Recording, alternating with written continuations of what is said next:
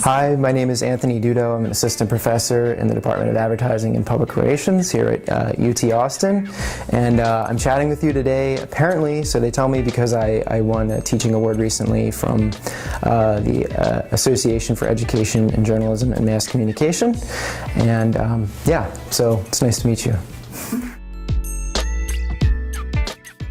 It's been a really good one, I must say, and I'd be honest about that, and I'd tell you if it wasn't.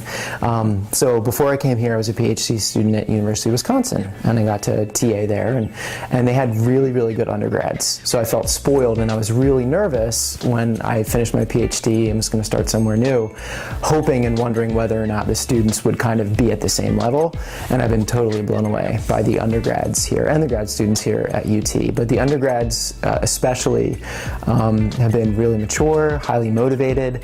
It took me a couple weeks of teaching here to learn that I'd actually come into class and learn from them, which is a situation that any professor wants to be in. And so overall, the situation has been amazing, and I'm just really, really pleased with the students in the department so far. Because I'm super cool. No, I don't know. I mean, I think one thing I have going for me, if I have something positive going for me in the classroom, is that I try to keep things really light and really fun. There's a lot of conversation among professors kind of debating the extent to which we're now entertainers in the classroom. And my thought is kind of like, why fight the tide?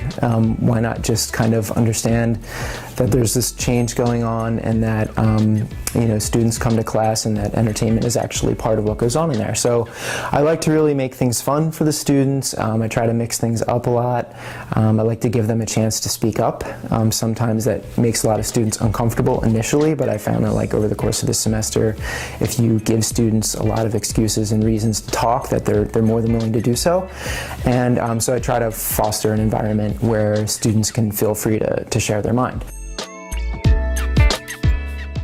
I don't have a method for that, and that may not sound like a method, but it kind of is. In other words, I like to kind of embrace technology in the classroom. I give a lot of what I call real-time assignments, where we'll start out class and I'll say, okay, you guys break into teams, you have 30 minutes to give me a proposal to address issue X. And then it's like, go nuts, hop on your phone, hop on your computer, do what you need to do to find that information in real time, and then present it to the rest of the class in a compelling way. And so they're actually using their phones, right? And they're using their technology a lot. And so that's kind of the way I approach that issue. Yeah, there's cool stuff going on with technology, and my overall thought is don't fight the trend, embrace it.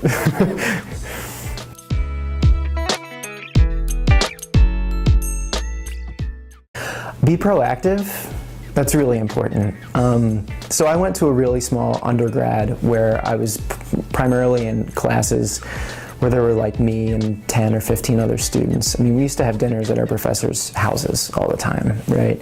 And so it was just really small. And so you didn't have to work real hard to get opportunities, because you just had that kind of intimate relationship with the professors and the other students. And I think it's a lot different at a big R1 school like UT, where it's easier to kind of get swallowed up in the numbers. And so I think my advice for most undergrads is that the more kind of aggressive, in a good way, but the more aggressive you can be, the more proactive you can be in your education, the better.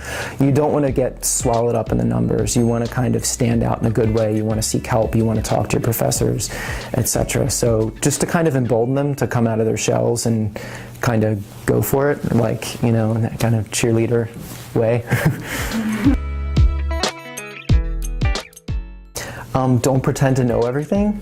That's a really big problem that I think I had as a TA, and I know I've seen a lot as well. In this day and age, that you're not a professor isn't a talking head. You don't go in there and you're not expected to know everything and just talk and let people listen.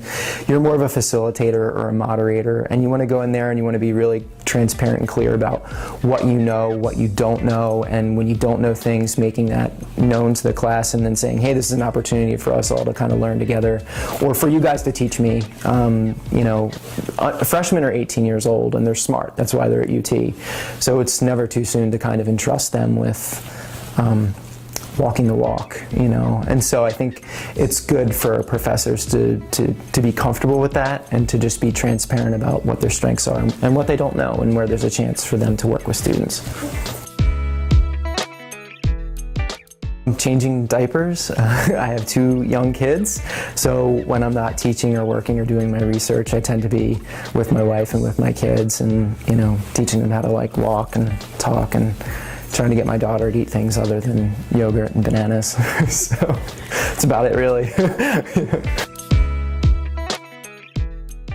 No, should I have? Yeah, I have this lovely office in this lovely building, so it's all good. Yeah.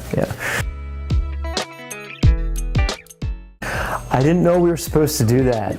This semester I'm actually not teaching. I have one of the Dean's Fellowships, which means that essentially I just do my research and work with our doctoral students and our grad students, and so that's what I'm doing this semester, and then I'll get back to teaching next semester. As for tenure, that remains to be seen.